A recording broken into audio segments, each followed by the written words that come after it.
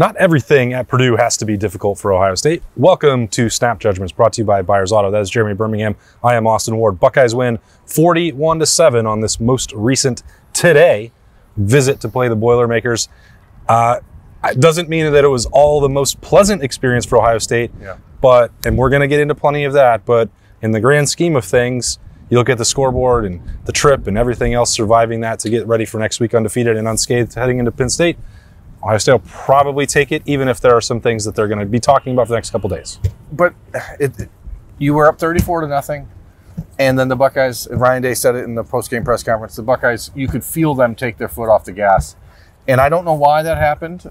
I don't know that it's something that you want to happen ever, but when you're up 34-0 and you're trying to get some young guys some reps, you're trying to just work out some kinks with the offensive line, you're down to your fourth and fifth running back, there's a lot of reasons. The weather started to come in here in the second, late in the second quarter and into the second half.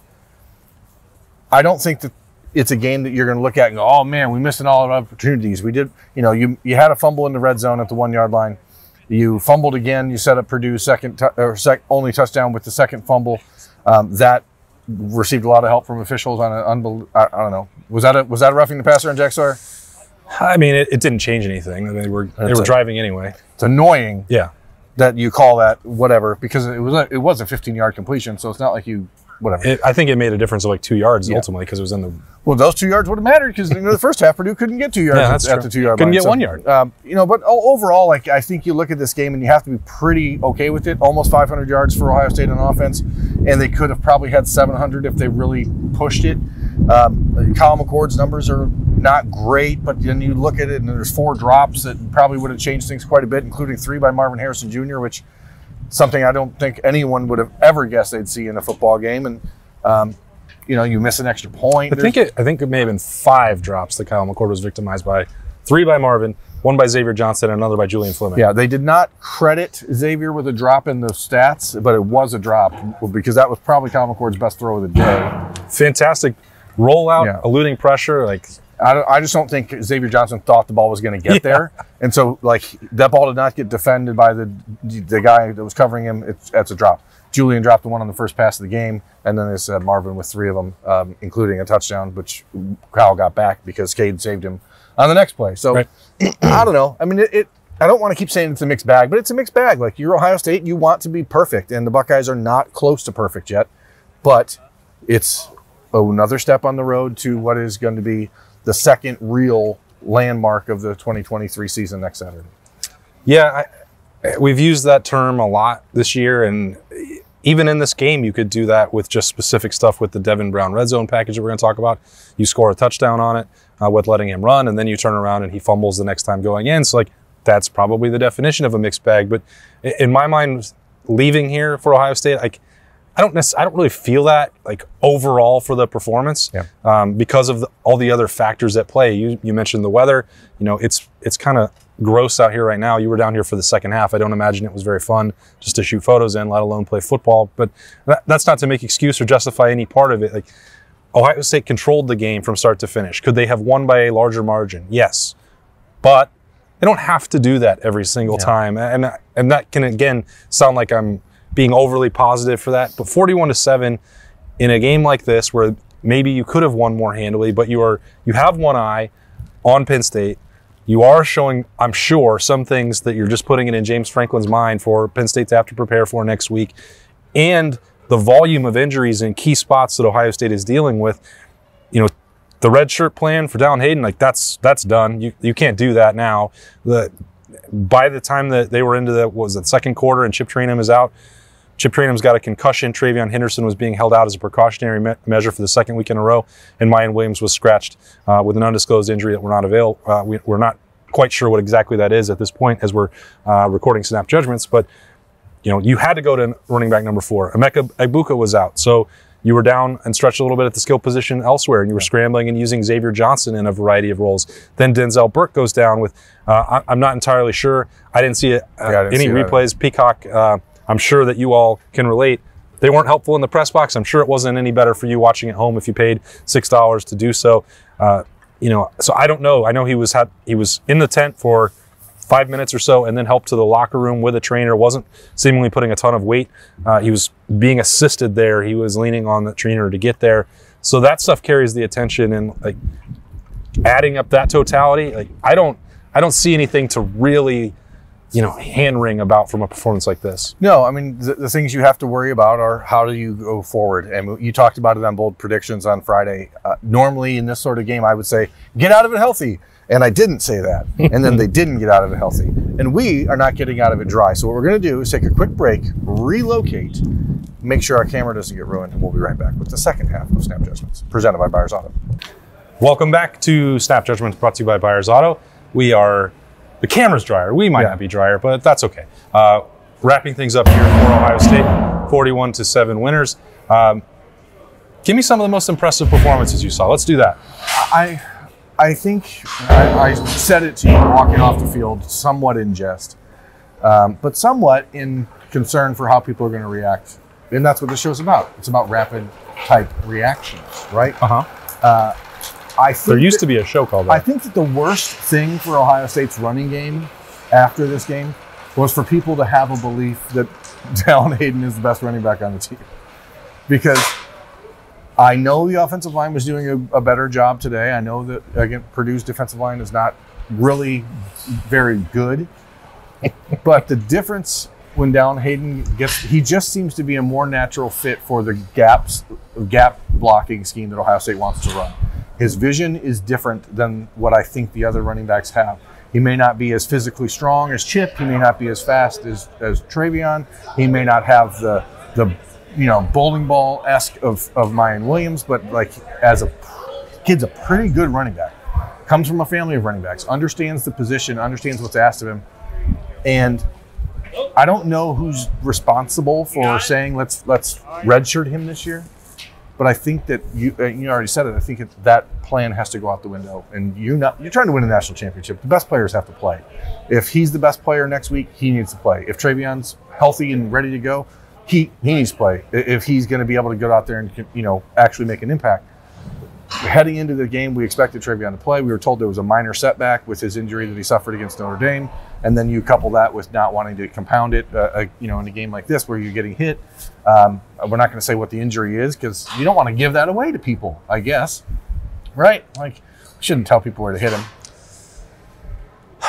I don't want to get into this again with the availability report. And like Ryan Day came into the post game and was like, I'm not talking about him with any of the injuries. Like, it's doing a disservice to the players. Yeah. So we don't know what's going on with him, but I do know that Dallin Hayden can help this football team win football games. And that's the most important thing. There is a new king of bold predictions because I nailed my Brandon in his touchdown. Huzzah. Congratulations. Thank you. I was a week late, but I knew it was coming. And you saw the shiftiness with him that, he caught the ball, stopped on a dime, and turned on the Jets. Player today, I just love the way JT Tuimoloau plays football. Mm-hmm. I thought Jack Sawyer played a really good game. I thought the Buckeyes were attempting to be more aggressive with the defensive ends and getting upfield more. When Purdue did a nice job of capitalizing on that with the slow draws and catching them a little bit off guard, especially at the end of the first half. Ohio State was not expecting them to run the ball, and they ran it 3 times for 60 yards or whatever. So JT Tuimoloau was also not on the field. Right, and he wasn't on the field the series before that either. But that's okay. It was 20-0, and you figured this was the time to get guys some reps. Right before halftime, why not just ensure that you have the shutout? Well, what actually surprises me about that is that Ryan Day was pretty pissed off right before that punt. Twice. Because Ohio State had a delay a game and a holding penalty, and it's the little things that you're like, why is this going on? They wanted to score at the end of the half and put this game away and not have to worry about coming out and starting the second half, with a 20-0 game. They did. They scored on their first drive of the second half, but you wanted a cleaner end to the first half. So, I don't know. I mean, I like Jermaine Matthews. I like what I saw out of him on special teams. He had 2 big plays in the first quarter where he really set the tone, and then you get to see him be rewarded by playing later in the game when Denzel Burke gets hurt. I think what's interesting, and you can please take this away from me because I'm rambling. Okay. I feel like the defensive staff is much more willing right now to make personnel adjustments than the offensive staff. And maybe that's because they're less questions. Like the defense has played so well as a whole, but Steel Chambers was. Well, I'm going to bet Cody Simon probably played more snaps than Steel Chambers today. I think you may be right. I think it was pretty close to 50-50, and then they played together at the end of the game, and that's what you're talking about, like because they're not rotating at safety. No, and they had to play another corner when Denzel Burke got hurt in the second half. Well, we saw more Kenyatta Jackson, more Caden Curry. That's a normal approach for Larry Johnson. Yeah. I'm interested though. Like I see the defensive guys going, we maybe can get better. Maybe we can improve. Maybe we can take a step. Do you know what I mean? I don't mean I don't think they're forcing rotation. I don't think they're forcing guys to play. I think they're saying, how do we take what's really good right now and make it better? And I don't know that the offense is as willing to do that. I think that they are playing much more conservative on offense. I think there's two things at that. I don't think that what you're saying is wrong, because what you're talking about defensively is specific to Cody Simon and Steel Chambers. Yeah. So if the last 2 weeks we've talked about Steel Chambers not playing his best football, he did not necessarily come out of that funk today. The first drive, Purdue had a very good opportunity to go down the field. Didn't seem like Steel Chambers was as sharp. And then you saw Cody Simon after that, mostly rotated throughout the game. And I think that is with an eye on Penn State and a rushing attack that they know that they have to be sharp and ready to stop. So who's going to be ready to take that? I would not be surprised as we leave here today if Cody Simon started next week against Penn State. Yeah. But I don't think it's all that different on the defensive line. I think it's pretty standard rotation stuff that we've always seen from them, although Caden McDonald is a part of that or is seemingly pushing his way into it. We saw Hero Canoe involved, Jaden McKenzie involved. As you said, Caden Curry seems like he's still trending on that upward trajectory, although not getting a ton of statistical production, just being around the quarterback a lot. And so that's that one side. I would say it's primarily at linebacker as they consider their options. That's where the biggest hole, that's where the biggest weakness the last 3 weeks has been. So I think it's good they're just showing a willingness to experiment. And on the second part, the only, I guess my counter would be they put Devin Brown in the game. Yeah. So they did experiment on offense, and they were shorthanded with the 3 running backs. So they had to go to Dallin Hayden. They did that. That was by necessity, but that was a change that they were already planning to make before the game started. Devin Brown goes in there and does something different in the red zone package. So that's... What do you think about that? I mean, I don't like it. I was sitting here like, oh my God, it is 2018 all over again. It's the Tate Martell package at Purdue. Dwayne Haskins throws for 470 yards and can't get in the end zone. Let's bring in Tate Martell and he'll fumble for some reason. Yeah, and I mean, it also made me think of 2015 with JT and Cardale. And it's not, I'm not saying that I sent it out to our tech subscribers in real time. Like, it worked on that first drive, and it was a nice change up, and that was, one thing that Ryan Day did call it. That's his term for that. It's obviously true. We can all admit that that's what that is. And it's not, to me, saying I don't like it because the second time they ran it, it was a fumble. Yeah. Although you cannot turn it over in the red zone. And that can be a learning opportunity for Devin Brown. It will be. It has to be. That's all well and good. But what they got out of the running attack and evening up the numbers comes at the expense of the passing attack. And Ryan Day said he could throw a good ball. He threw a hell of a ball to Brandon Innes down there. But in those tight circumstances, you want, in my opinion, the leader of your team throwing the ball. Before the fumble, he nearly threw an interception. Yeah. And then the next time that they put him back in there to do it again, you could tell that Devin Brown was like, okay, do not fumble. And some of that explosiveness was gone. And I think the surprise element and the new danger evaporated quickly. I think the interesting part is after the fumble, the Buckeyes get down into the red zone again. In my mind, I'm going, do you put him back out there because you have to show him that you trust him, or do you not put him out there because you need points? And they put him back out there, but then they took him off the field and let Kyle McGord finish the series. So, sure. I think it's important for Devin Brown to get reps. I don't love telegraphing something like every time we're in the red zone, this is what's going to happen. Every time we're inside the 10, this is what's going to happen. I kind of feel like it would have been better just springing that on Penn State next week without having them see it, because now they are aware of what's coming, and that's maybe Penn State defensively is a really good test for Ohio State. The Buckeyes are going to need to do some different things. Maybe you have plays off of that you're hoping to find a way to deploy, but I just think that it would have been better served for next week. My biggest concern is that when you have a young quarterback, and I say young from a playing perspective, not age. I know Kyle McCord's in his 3rd year in the program, but who has struggled early in games and has not been able to really get unhitched easily in the first quarter. To take him off the field in those situations when he's been getting into a rhythm, I just don't love. But again, it's not my team. So yeah, but I really didn't think that was an issue for Kyle McCord today with Purdue, and like you could have made a case that like once it got nasty and got hit a couple times that you can understand why. Like today was probably the least confident I felt in Ohio State's pass protection. Like Kyle McCord was having to anticipate a lot of throws and make them off of his back foot, and he did a great job at that. But he hit those 5 throws that should have been completions.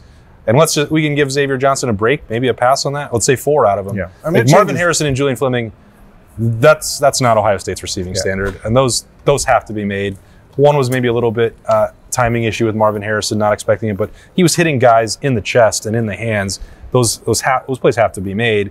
So it goes back to all the ways that we're looking at evaluating this team. It wasn't as simple as like Kyle McCord, thumbs up or thumbs down. Yeah. Like you have to get help from your protection. You have to get help from your receivers, and you can again look at it however you want. Like why isn't Ohio State winning this game by 60 and playing to maybe its full potential? Or hey, it's good that Ohio State hasn't played to its full potential, and it will need to most likely against Penn State next week. But they didn't have to do it today, and I said it right as we started. Snap judgments, they are presented by Byers Auto. Like, I'm not going to sweat and look at a bunch of tiny details for this one. They won by 34 at a place that we called all week like a house of horrors, and they made it a boring win. Like that's fine to me. And I think that you do have things that Kyle McCord needs to clean up. Let's be honest. You can't have delay of game penalties. You can't fumble the ball. Like you got to feel that pressure, and that's on Josh Fryer. I mean, you get beat. I understand that, but you got to feel that pressure and not hold the ball out there that way. If that's a long-time quarterback who should understand the pocket is closing in on him. Bottom line, though, I don't think that it's a game that people are going to look at and go, oh well, this is the day that everything started to fall apart. Like as you said, it's 41-7. I think there's a lot of good things to build off of it. The defense played really well when it mattered, and I'm glad you get the second team in there. A lot of the backups got to play in the 3rd and 4th quarter on defense, and now you just hope that everyone gets healthy because you want to be full strength against Penn State next week. And Denzel Burke has played as good as any corner in the country, and if he's even remotely not available, like that's something you got to pay attention to. As you said on the Keys pregame, Penn State is the worst team in the country when it comes to explosive plays on offense, but you don't want to just give them an opportunity to pick on a guy.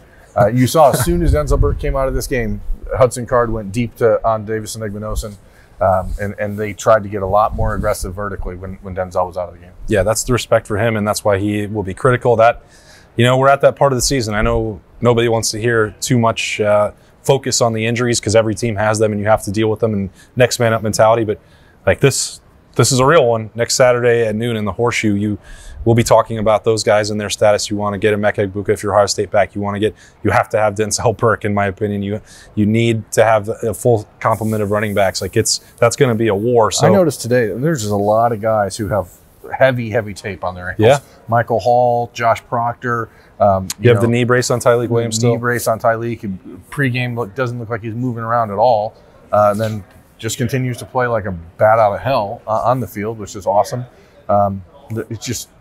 It's middle of the season now. You're 6 games in, and the dings, the bumps and bruises are going to start to pile up. And this is why Ohio State has depth like no one else in the country. But now you got to trust those guys to get out there and play if they're needed to. And we'll find more out about that as the week goes along. Passed the test of going on the road and getting a win at Purdue. 41-7 was the final. 3-0 in Indiana. Hey. They are the champions of Indiana, I think. Watch out, Sycamores. There you go. They get that crown, and they're hoping to get back in December for one more. We'll find out how close they are to that in a week's time when they battle Penn State. We'll be back in the Horseshoe for that one. Can't wait to get back to Ohio. Thanks for joining us for Snap Judgments. They are brought to you by Byers Auto. If you are looking for a new or used car to buy, the best place to go is Byers Auto. He is Jeremy Birmingham. I'm Austin Ward. We'll talk to you later. Goodbye.